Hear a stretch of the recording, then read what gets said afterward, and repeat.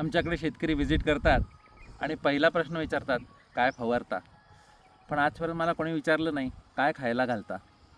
जसं तुम्ही तुमच्या मुलांना रोज एक अँटीबायोटिकची गोळी देत नाही किंवा रोज एक तापाची गोळी देत नाही, तसं तुमच्या झाडांनासुद्धा रोज फवारायची गरज नसते. त्यांना थोडं थोडं त्यांचं तरी झगडू द्या, त्यांचा प्रतिकारशक्ती वाढवू द्या, मदत करण्यासाठी चांगलं अन्न द्या.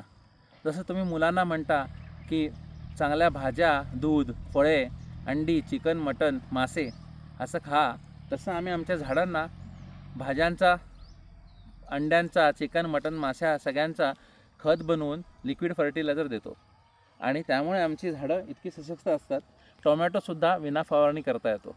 फक्त टोमॅटोच नाही तर कोबीसारखं पीक जे फवारणीसाठी खूप प्रसिद्ध आहे आणि ब्रॉकलीसारखं पीक जे अजून ब्रॉकली लागले नाही आहे पण त्याची क्वालिटी बघा, हे सुद्धा नैसर्गिकरित्या करता येतं. याच्यावर लोकांचा विश्वास बसत नाही. हेच कशाला, आमची वांगी जरी पाहिलीत तरी तुम्हाला अनुभव येईल की आमच्याकडे ना थ्रिप्स आहेत, ना ॲफिड्स आहेत, ना काही आहेत. मग मुळ्याची पूर्ण पानं किडीनी भरली असतील तरी चालेल, कारण या किडीला खायलासुद्धा काहीतरी आहे.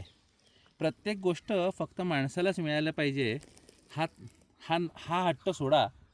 किडीलाही जगू द्या आणि ते तुमच्या पिकाला जगू देईल. हे लक्षात ठेवा. विचार बदला. काय फवारायचं नाही, काय खायला घालायचं असा विचार करायला सुरुवात करा, म्हणजे शेती सुंदर होईल.